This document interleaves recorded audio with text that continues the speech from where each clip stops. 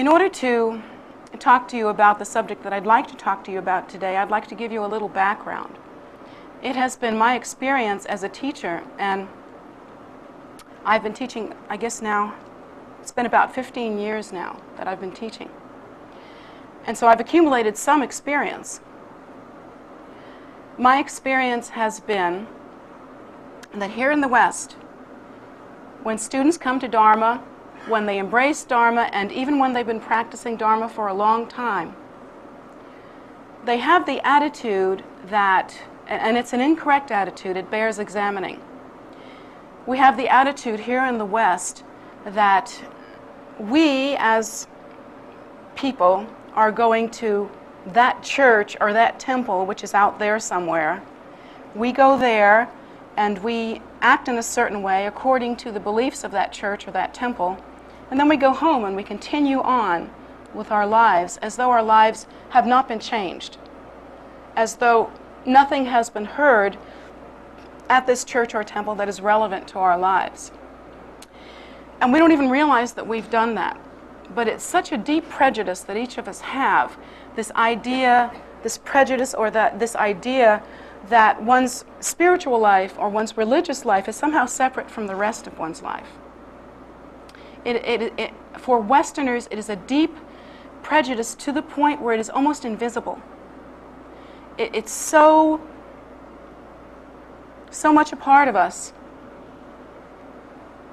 that it has become, in a sense, part of our background, part of the landscape within our minds. We can't pick this out and say, oh, look at that. It's hard for us, at least, to pick this out and say, look at that. I act this way when I'm around the temple and I'm thinking about Dharma and I'm thinking about the Buddhist teaching, specifically when I'm doing particular Dharma practice. I act this way, and then I go home and I proceed as though I'd never heard of it. We don't even realize to what extent we do that. Oh, it's not to say that we don't hear anything and we don't try to do anything with our practice. For instance, if a teacher were to say to us, all right, now I've given you this empowerment, and this often does happen when a teacher gives empowerment, the teacher will say, now I've given you this empowerment, I need something from you in exchange. And what I need from you in exchange is the commitment to good moral conduct, let's say. Or what I need from you in exchange is the commitment to never kill or harm another living being. And so when we have a directive like that, we fixate on that. We can put that in our pockets. That's a direct order. We can hear that. It's something we can carry around, and it's easy. So maybe we go home and maybe we don't kill anything anymore. Maybe we do things like, instead of getting out the old fly swatter, we capture the flies and we take them outside. So that's our big effort as a Buddhist. The flies are thrilled. But the rest of what the teacher taught, and the teacher taught a lot within the context of, for instance, commentary teaching and what have you, those thoughts that should gentle the mind and turn the mind toward Dharma, that should make us see more clearly, that should make us live better and in a higher way, more responsible way. These things we often miss. These things we don't carry home with us. A good, for instance, is the idea that, and these are some of the thoughts that we are taught that turn our mind toward Dharma. This is an excellent example. This is something that every teacher will teach you the first time they see you, and they will teach you every time they see you until the last time they see you. In one form or another, you will hear the same teaching. And that is the thought that samsara, or the cycle of death and rebirth, is tricky, seductive, that it is a narcotic, that samsaric living deludes us into a feeling of safety, but that in fact our lives, which are samsaric lives, which are, since we have been born, they are involved in the cycle of birth and death. Our lives, in fact, according to the Dharma teaching, pass as quickly as a waterfall rushing down a mountain. That's an interesting thought, and actually that's a very interesting image. It's a perfect image, in fact, by which this teaching can be taught. And the reason why is that when you look at a waterfall rushing down a mountain, you might see a waterfall rushing down a mountain for hundreds of years, thousands of years. You could go to some place where there's a very high mountain. Perhaps there's been a waterfall there for 1,000 years. And so you might think to yourself, my life is going to be as fast as a waterfall rushing down a mountain? Good deal. Except that's not how it's meant, you see? Because what the Buddha is talking about is that if you took 1 cup of water and dropped it from the top of the waterfall, it would be down at the bottom of the waterfall in a flash. You couldn't even follow it with your eyes. It would happen so fast. And that is how fast our lives pass. Now, when we are looking at our lives, we look at it the way we look at a waterfall going down a mountain. We don't see the cup of water. We don't think like that. We don't want to think like that. Who wants to think like that? We see the waterfall as being something stable. So this analogy becomes perfect, is perfect, really. When we look at our lives, even though the evidence is clear, I don't know about you, but I don't look the same way as I did 10 years ago. Do you? Even if you're 20, when you were 10 years ago, you were 10. You still don't look the same way as you did 10 years ago. When you're 45, you know you don't look the same way as you did when you were 35. And so the evidence is clear, and you see it every morning. You see it every morning when you brush your teeth or do your hair or shave or whatever it is that you do. You know about it. In fact, you're playing this little game with yourself. I know because we all play this little game. Trust me on this. Especially the women can really identify this. We play this little game with ourselves. We're not graying because we can go to the hairdresser and he will fix it. And every now and then we get really brave when the guy's up there fooling with our hair and putting the glop on. We say, okay, how bad is it? How gray am I? And I don't know about your hairdresser, but my hairdresser takes my hand and lovingly speaks to me and says, you will never be gray. I will help.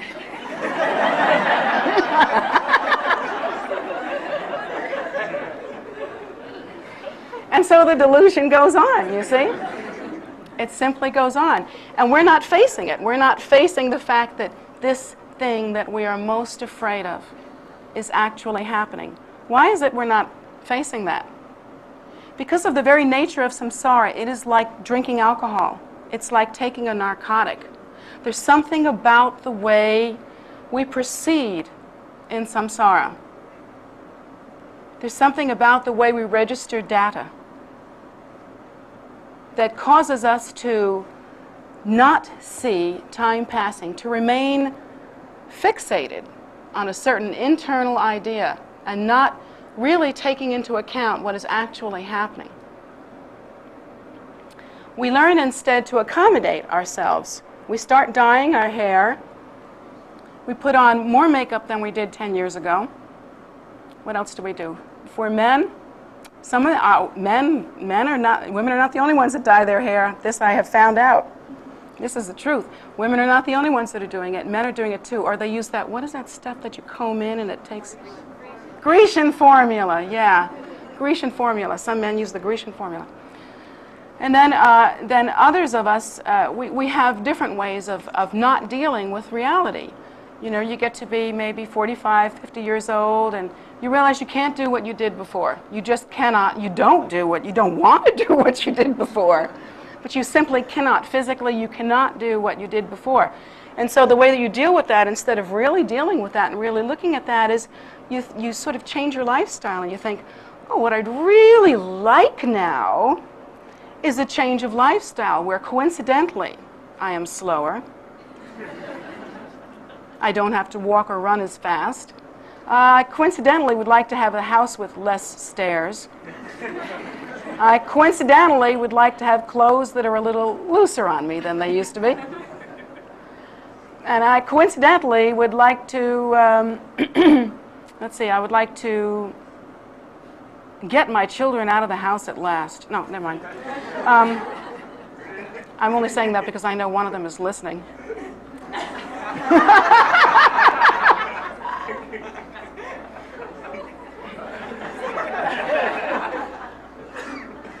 Thought I'd take care of a little family business while I'm out here. It never works. Anyway.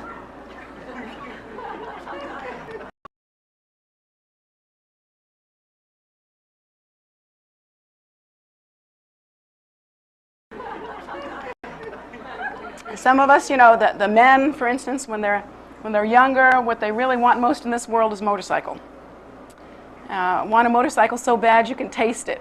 You would do anything for a motorcycle, or maybe a new guitar, or a fast car, or whatever it is that young men really want. And then when we get older, we don't face the fact that we're older, but suddenly we want a town and country car. The kind that has a special kind of seat for lower back pain. And then we get one of those beaded things you put on the seat for hemorrhoids or whatever. But it's all right because nothing's really changed. I'm still a good-looking man. You know, that's the way we think. We're just missing something here. We are not facing reality. And another thing that happens that's pretty interesting to me too, while we're not facing reality, we also operate under the delusion that when we come here to practice Buddhism, we're doing somebody a favor by doing this.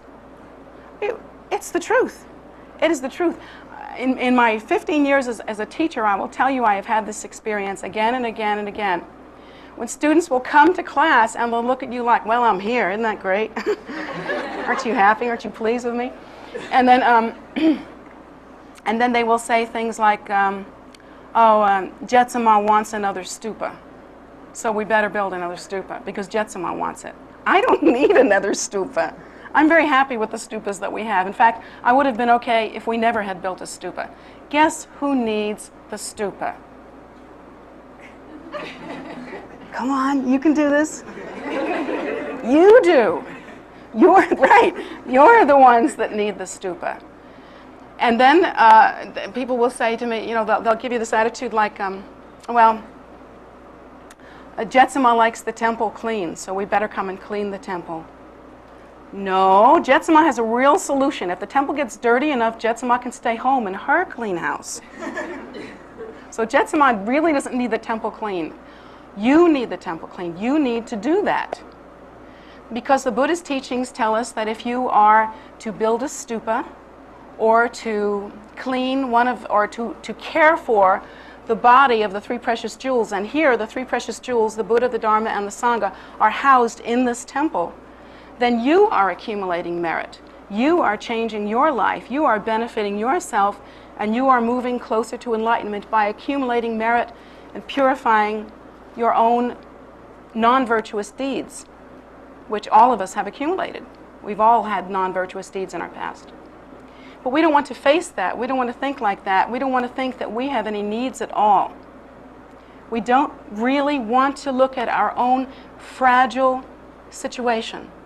We are afraid and we don't want to admit it. Now, my experience has been that we are in such denial about our situation that we literally paralyze ourselves on the path. We prevent ourselves from going very far because we have not cultivated the kind of thinking that permits us and encourages us to practice more deeply and to go further on the path than we are going. Many of us are resistant to contributing to the temple. We are interested in coming to receive a teaching, and then we are interested in going home and enjoying the rest of the day. We are interested in bringing friends to this exotic place. We are interested in seeing what this is all about. We are interested in, well, you know, if any of you have received empowerments in the Vajrayana tradition, the Tibetan tradition, you know that we get pretty high church around here. You know, we have a lot of ritual and a lot of color, and if you've come when the Tibetan lamas are here, you know that we have ritual instruments and ritual music and all sorts of really interesting, exotic things. And unfortunately, many people come and dabble in Dharma simply because it is so exotic, but they miss the essential point, and that is the Buddha's heart advice to you, the Buddha's heart teaching. And that heart teaching, that heart advice, is encompassed and embraced in the thoughts that turn the mind towards Dharma. And those thoughts are that, first of all, we are existing right now in a precious and rare human rebirth. That according to the Buddhist teaching, it is very difficult to achieve this human rebirth.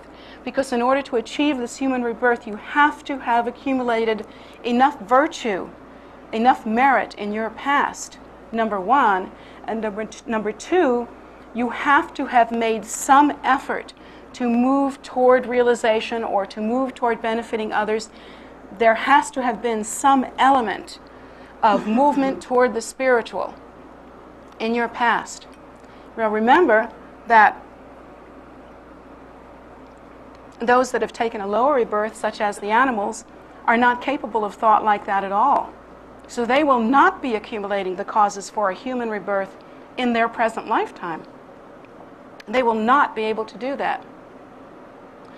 According to the Buddhist teaching, however, we have somehow managed to achieve this human rebirth, and it's a bit like a great way to understand how rare that would be and how miraculous it is to think about, well, a gambling place like Atlantic City or Las Vegas, you know, where they have those, that machine called the one-armed bandit. Have you ever heard about, you know, you pull the machine and it comes up like a fruit, 3 different kinds of fruit, or 3 different lemons, or 3 different cherries. It's a gambling machine. Slot machine, is that what that is?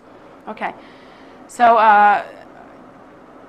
our achieving a precious human rebirth is a bit like coming up with, you know, the 3 cherries in the row, and you get the prize.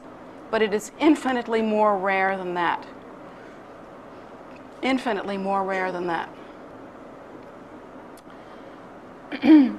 And the next thing that the Buddha teaches us is that this precious human rebirth is very, very brief as a waterfall going down a mountain. And you know there is no way that you can appreciate that when you're young.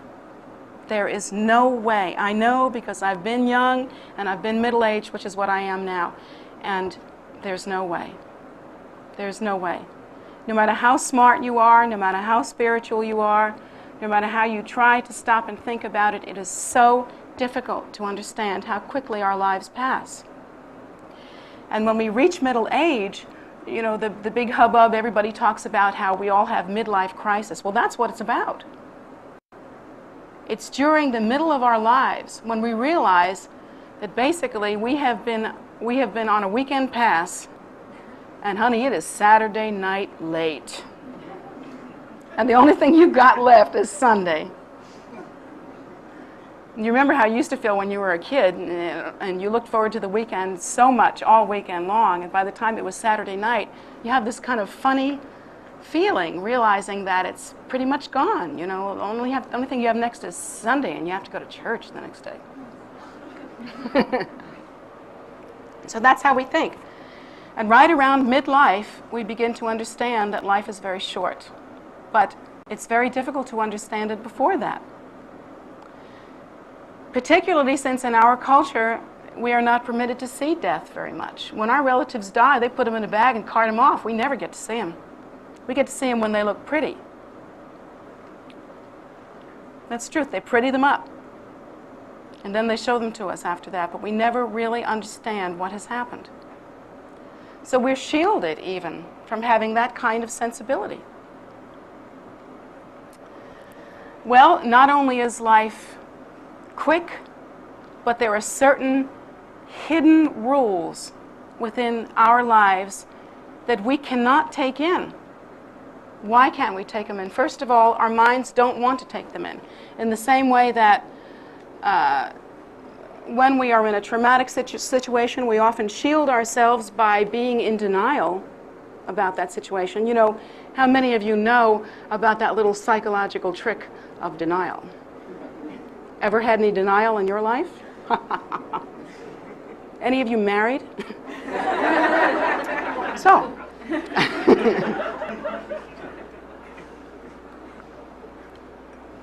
So we have that wonderful trick of denial. We are in denial about what is happening with our lives. We just don't think about it at all. And then the other thing about it is that if you think about how our minds work, what are your earliest memories? Some people say they can remember infancy. Some people say they can remember 2 years old. Some people say 4. Usually it's about 3 or 4 years old that you can have your earliest shreds of memory. It's usually that's the case. From that time until the age that you are now, that's all the real memory that you have. So you have a problem, and that is you cannot learn cause and effect. There's no way that you can learn cause and effect thoroughly from your life. Do you know why that is? Because many of the causes that have caused your life to be the way it is now did not happen in this lifetime. According to the Buddhist teaching, you have lived many times before. Not once, not 10 times, but uncountable times in many different forms. And most of the causes that bring about the results of your life right now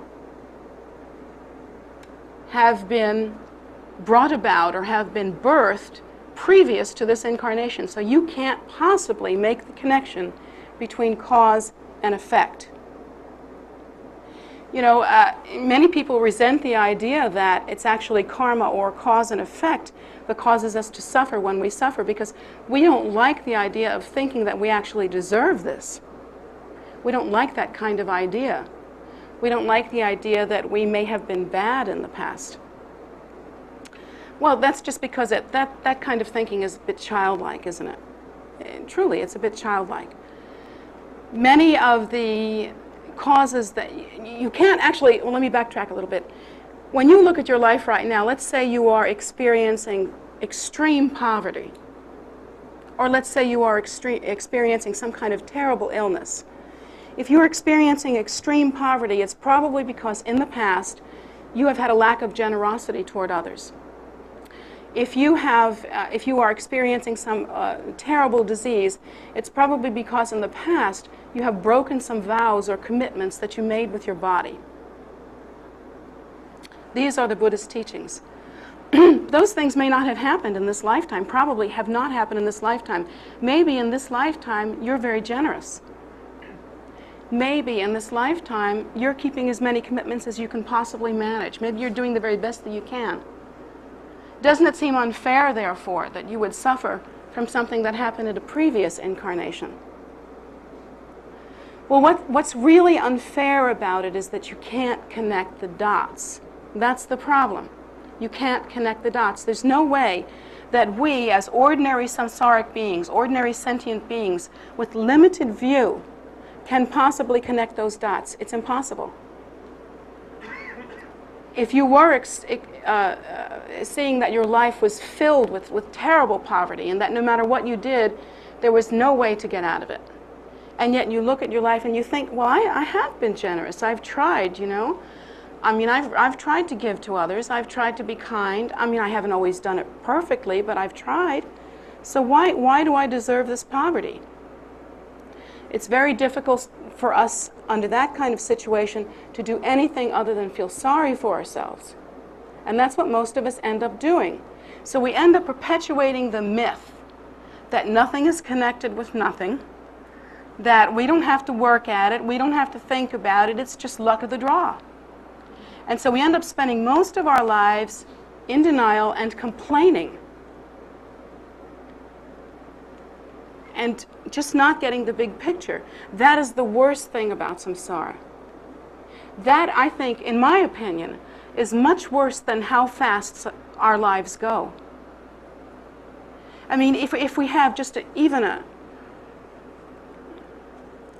meager lifespan of, say, 60 years, if we really got it, if we really understood cause and effect, we would probably be motivated to start practicing early, and by the time we were 60 and ready to die, we'd have something accomplished. We would have prepared for our next rebirth. But we don't do that because we cannot connect the dots. We wait. You know, I think about the young people that I know, and even the young people that are very close to me. They have the idea that they have all the time in the world. I know because I used to have that idea. All the time in the world. It's like Friday night. You've got the whole weekend. So party hardy. It's really like that. We really have this idea. So when we're young, we do not begin our practice. And then when we're not so young, when we move into real adulthood, we still are in denial. We still, I tell you, when we're finished being young, the next stage is to pretend that we're young. That's the next thing we do. And then after pretending that we're young doesn't work, we imagine that we're young. It's sort of like that. And we keep pushing off the inevitable, which is that moment when we get that life is really passing and there really is something that must be done. This kind of narcotic quality that is part and parcel with samsaric existence is the real enemy here. It is the real enemy. And it causes us to think very strangely, in an odd way, a way that is not productive and is not protective and beneficial toward ourselves. We are not being our own best friends, in other words. So what happens is we are deluded, we are stuck, we stay without any understanding, we simply cannot commit to practice. We have this Scarlett O'Hara kind of idea that tomorrow is soon enough. Tomorrow everything will be fine. And so we find ourselves in something of a bind.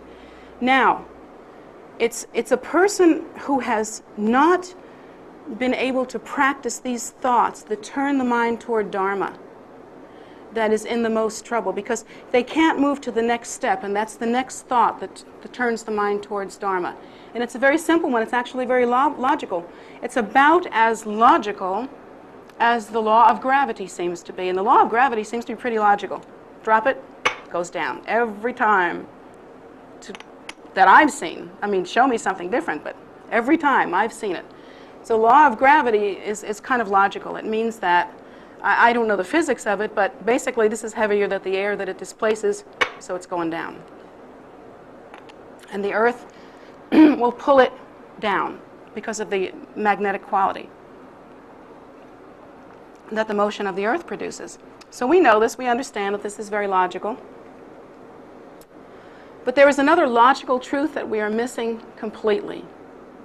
And it's just as logical, equally as logical. But again, we're playing the game of forever young, never going to die, and always deluded. That's the game we're playing. And here's the truth that is logical, the truth that we're missing, that is so simple. If you think about it, you know it's true. And it's this.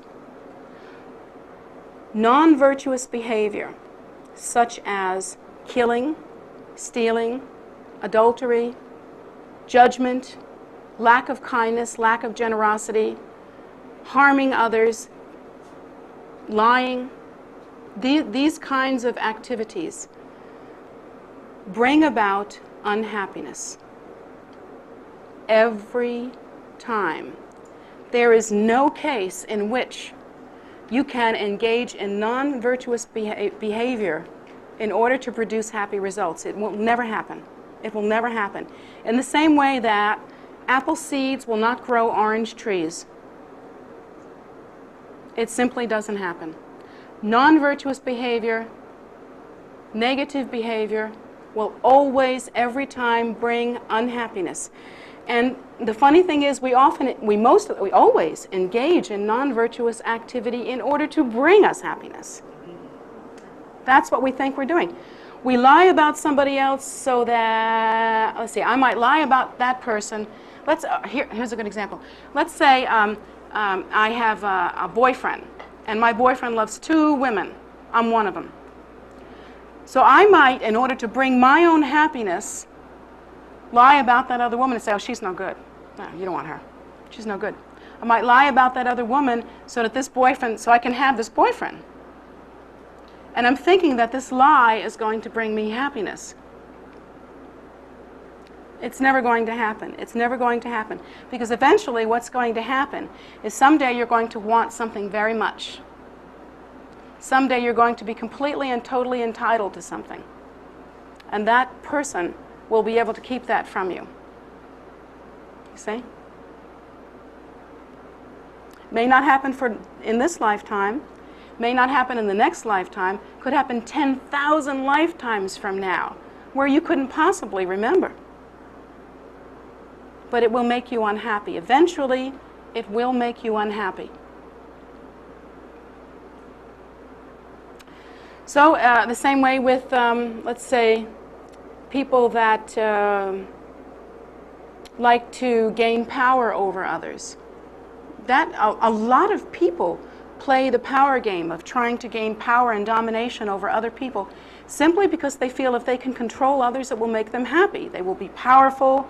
They will be, shielded from hurt because they are dominant and others are weaker than them. And so they don't care whether they hurt the people under them or not. They do whatever they want to do in order to make themselves happy.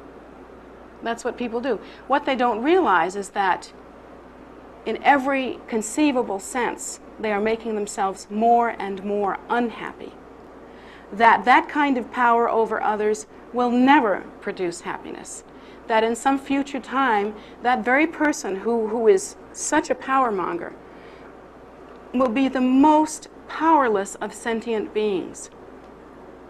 Think about the helpless little creatures that are kept in cages in pet shops to be sold to who knows. Think about the helpless little creatures that are kept in laboratories to be tested on for who knows what purpose. That kind of helplessness. And so we're talking about terrible suffering and unhappiness, and we bring it on ourselves through cause and effect relationships. So this is one of the teachings that the Buddha has given us that is very, very logical. And we can see small examples of it within our lives.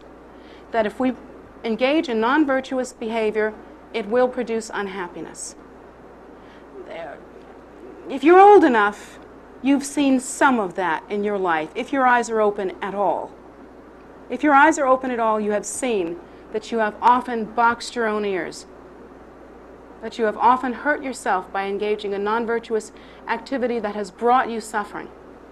So maybe you've had time to see a little bit of that, but I'll tell you that according to the Buddha's teaching, and this is the truth, every bit of non-virtuous behavior that you have engaged in will bring about unhappiness. So it's not logical to engage in non-virtuous behavior. And that includes the lesser non-virtuous behaviors. I mean, the big ones like killing, we can get that. Killing, stealing, that sort of thing. But what about simple selfishness? What about judgment of others? What about just not giving a big flip? Just not caring? What about reading the newspaper and thinking, wow, millions of people are starving over there. Too bad. You don't think that's a non-virtue? That's how we read the paper. Every day. Of course that's a non-virtue. We're not caring. We're not praying for them. We're not sending them anything. We're not doing anything to help. Now the Buddha also taught us that virtuous behavior brings about happiness.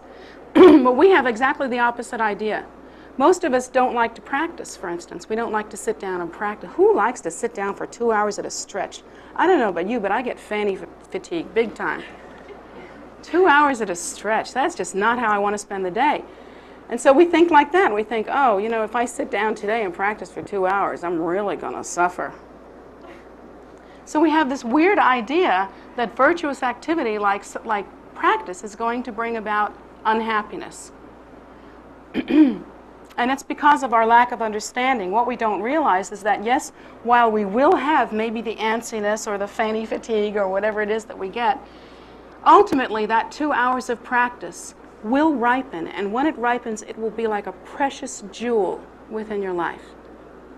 At some point, there will be an event or a change or a lift or a gift or something that you very much need in your life. And it will appear as though out of nowhere. And it can be directly traced to previous virtuous behavior. The Buddha also teaches us that if we offer even something, if we're very poor and all we have is something simple like a candle or a butter lamp, if we offer only that, placing it on an altar and with a full and generous heart, visualize it as being everything that we have, everything that we could ever have, and offer it to the Buddha and the Dharma and the Sangha, and particularly to the Lama as the representative of all three, for the sake of sentient beings, to be used, let that merit be used to benefit sentient beings. What we don't realize is that while that took some time out of our busy day, yes, and we did have to prepare a butter lamp or light the candle or whatever hardship we had to engage in, still we have created unbelievable happiness for ourselves. And actually, the Buddha has taught that if we could manage to make that offering with complete and total absorption in the giving of that, in the generosity, in the expanse of that generosity, then we would be reborn eventually in immovable samadhi, complete happiness. Because we are engaging in that kind of activity that creates the habitual tendency of supreme generosity. We are taught also to make offerings of our body, speech, and mind. For instance, we visualize that our body becomes like food, and we offer our body.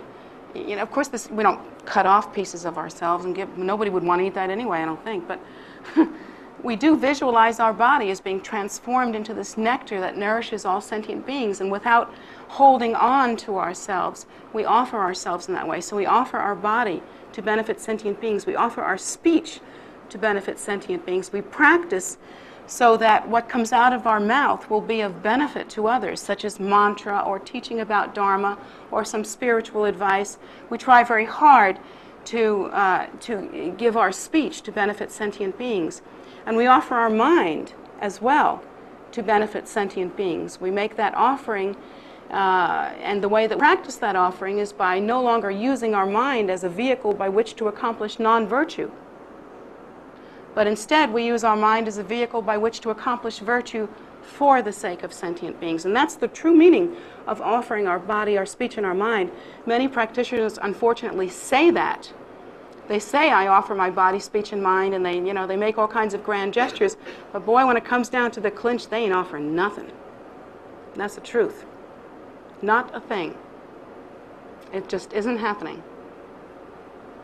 So we, as Dharma practitioners, have to learn how to practice more deeply than that in order to accumulate the causes for true happiness.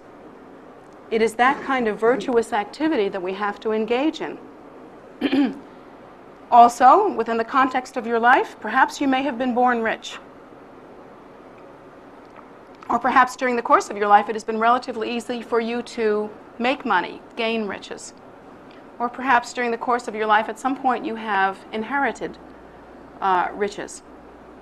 And you wonder to yourself, how is it that I hear about the starving poor, and yet I, who wasn't even hungry in the first place, have inherited this money, or I have come into this money. How is it? It would seem as though I am completely undeserving. How has that happened? You wonder about that. Why is it easy for me to make money? Well, the reason why it is easy for you to inherit that money or to make that money is because sometime in the past you have earned it. And the way that you have earned it is by engaging in virtuous activity concerned with generosity toward others. You have given food to others. In this life you always have enough to eat and more. In fact, the problem is not eating too much.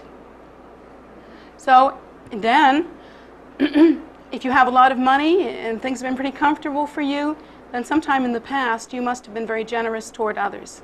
And your big problem in this lifetime is not how to make money, but how to spend it or not spend it. In that case, you deserve everything that you get. You deserve all of it. Now, in this lifetime, if you just take that money and express it by through no acts of generosity, if you sort of just like, let's say maybe you keep it in your family to make sure that your children are provided for. Well, that's a kind of generosity. You did give some to your children, But that isn't real generosity, because children are kind of like an extension of our own ego. We think of them as part of us. We don't think of them as being separate from us. We like our children to be rich because it's a good reflection on us and it makes us die happy. But let's say in this lifetime, although you have lots of money, you haven't really given any to benefit others. You haven't helped others not to be hungry.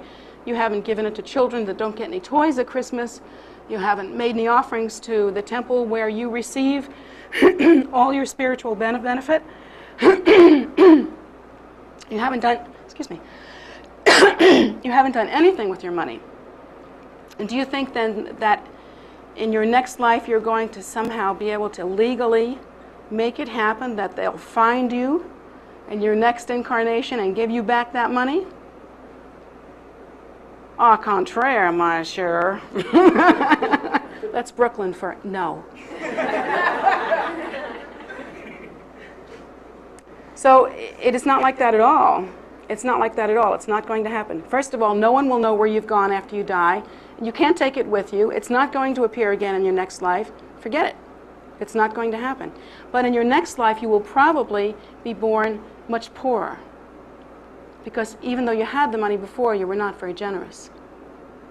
So it's very, very clear that cause and effect are interconnected. In fact, the Buddha teaches us that they arise interdependently. That when the cause arises, the effect arises at the same time, but in seed form. So they arise, once the moment, think about that. Now think about that the next time you have non-virtuous behavior.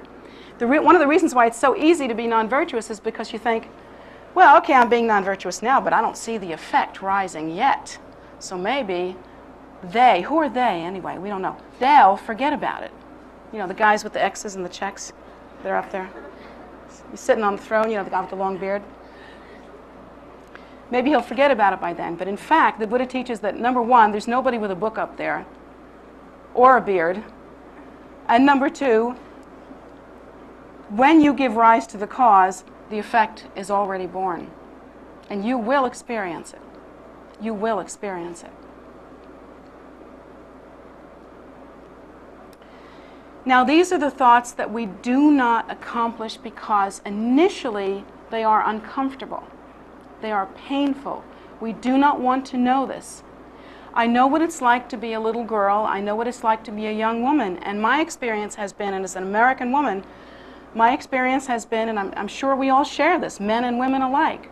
We have this idea that, you know, when you're young, you know that by the time you get to be an adult, you're going to have all the answers. And in fact, you do have all the answers until you're about 25. Before that, you're omnipotent, you see. And then when you're 25, you're no longer omnipotent. And you know why that is? Because you have a brain that has finally started to grow in your cranium. Before that, it was only brain buds. So anyway, now that you're about 25, you're beginning to realize that you don't have all the answers, and the omniscience, the supreme omniscience that you were afflicted with earlier is dissipating. And that happened to me too. When I was little, I used to think, when I grow up, I'm going to be completely comfortable. I thought, when I have children, I'm going to raise them just this way, and I will never do this, and I will always do this. Who's had good luck with that? I want to know. Have you ever heard yourself yelling at your kid and you find out you are your mother? You have turned into your mother for real? Well, that kind of thing has happened. And you grow up and you think, when I grow up, I'm going to have all the answers. When I grow up, I'm going to be secure. When I grow up, I'll have financial things work out. It's all going to come together for me. When you're young, you think like that. And when you're older, you realize almost none of it's going to come together for you. Almost none of it. Some, yeah. There are good things in life. There are good things in samsara. But you realize that it's not what it seems to be. As practitioners, and these are some closing thoughts, this is really what you have to take away with you. As a practitioner, you cannot fall into the trap that we as younger people fall into. You can't stay there very long. And you that are younger, You need to start thinking about this.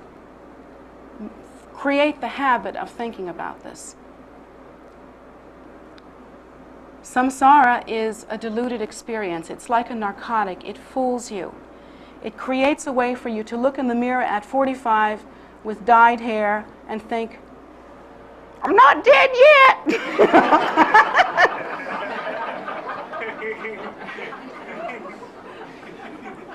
And instead of pinching your cheeks and putting a little blush on your lipstick and bouncing out of the house like you did when you were 18 or 20, after 45 minutes with the makeup, then you look at yourself, blink twice, hope that the eyelashes don't stick together, and go, I'm not dead yet, again. So this is the kind of, you can't stay like that. You cannot keep yourself in that childlike, ridiculous idea. You must, at some point in your life, realize that life is going by very quickly and that you are going by with it. And it's not, there's not a moment to be wasted.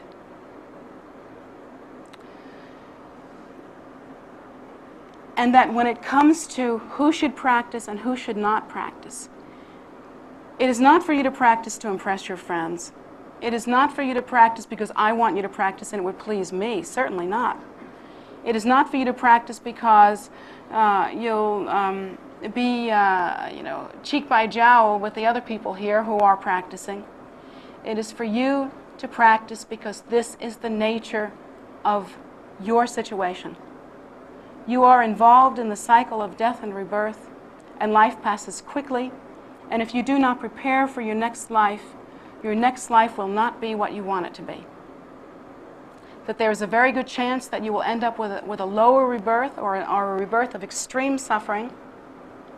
And so when you think about why you should embrace spirituality, particularly when you think why you should embrace the path of Dharma, don't do it for me, don't do it for the temple, don't do it because it's cool, do it because you must.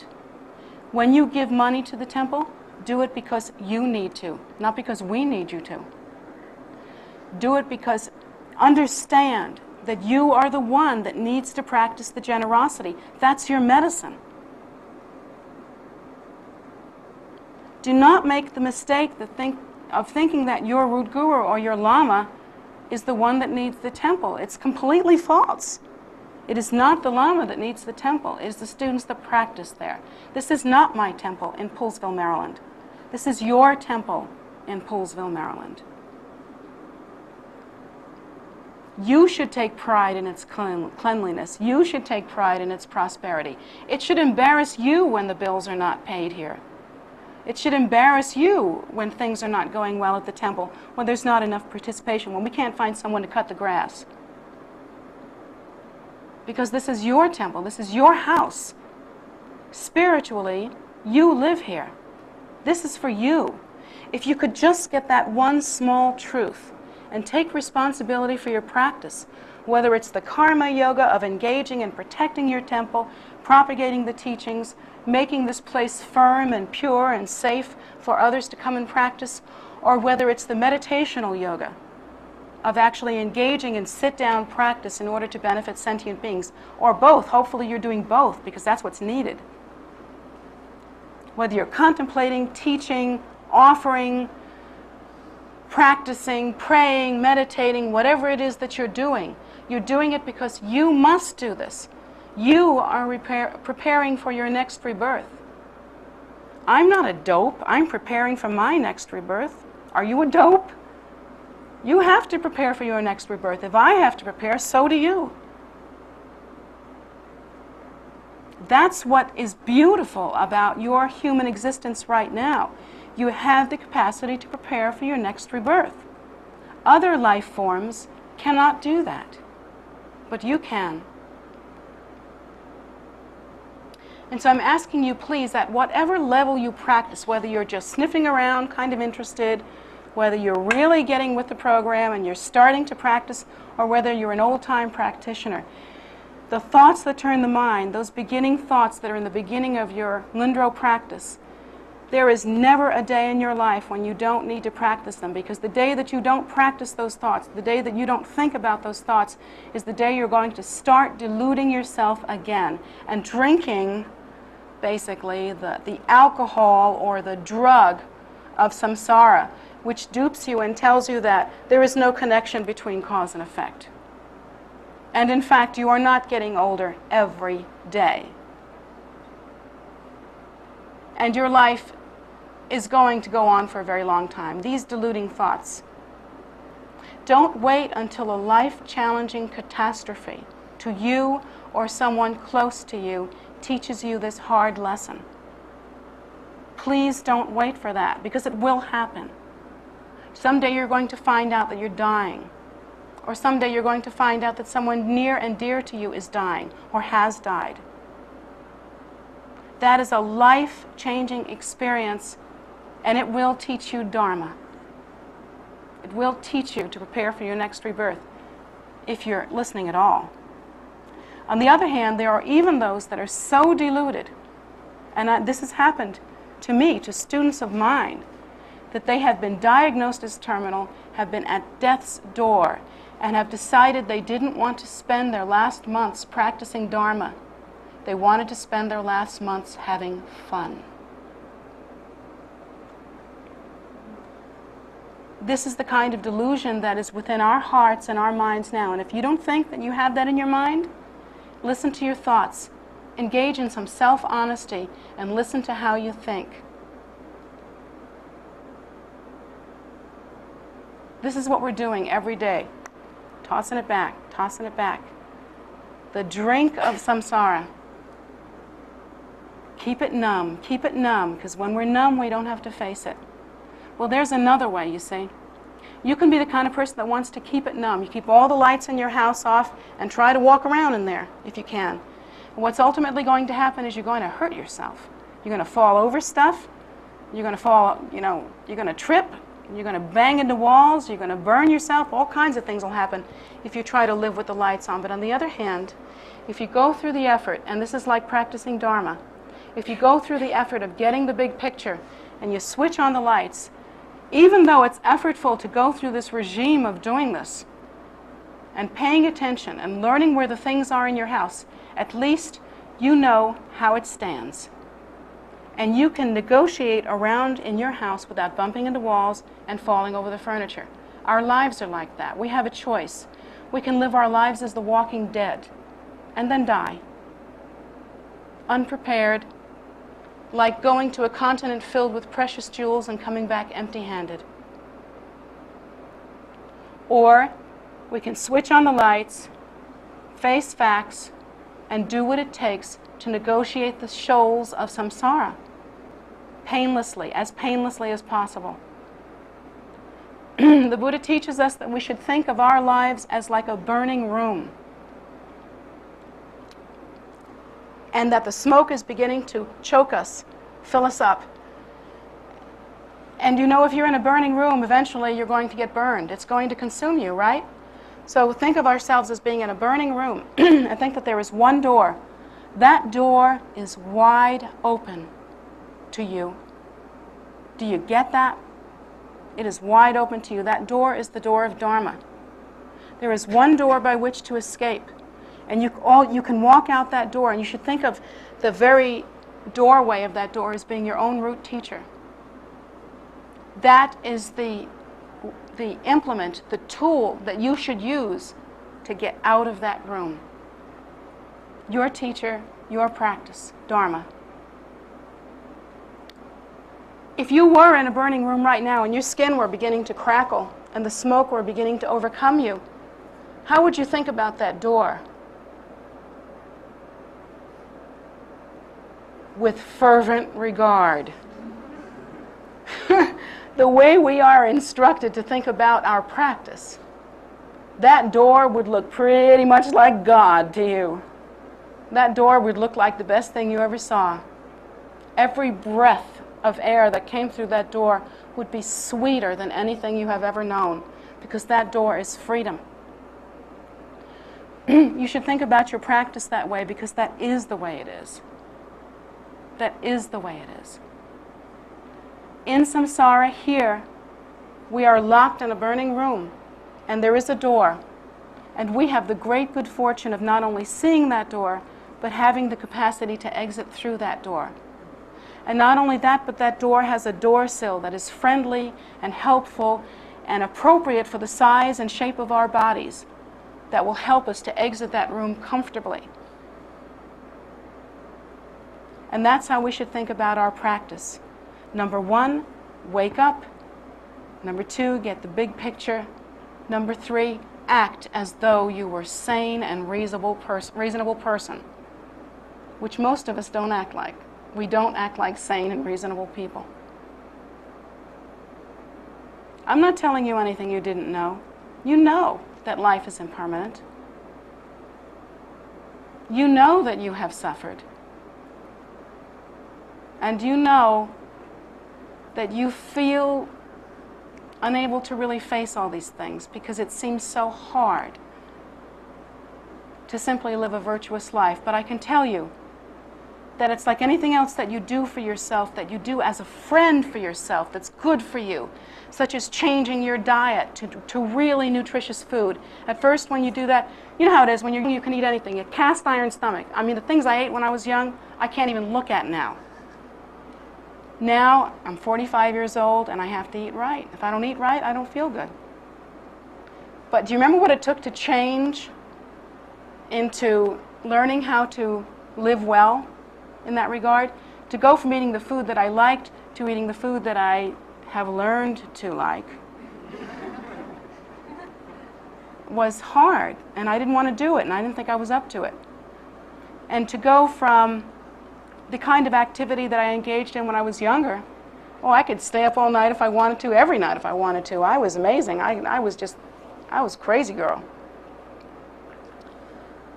But now, if I don't get a certain amount of sleep, the next day I've got bags down to my knees. You know, it's horrible what life does to you. You look terrible and your whole face shows it, and you feel awful, and you feel like a dog. You feel worse than a dog. So how did you feel when you had to change from those old habits to these new habits? At first, it was painful. You didn't want to do that. You didn't want to change. When you learned that your body was going to fall down if you didn't exercise.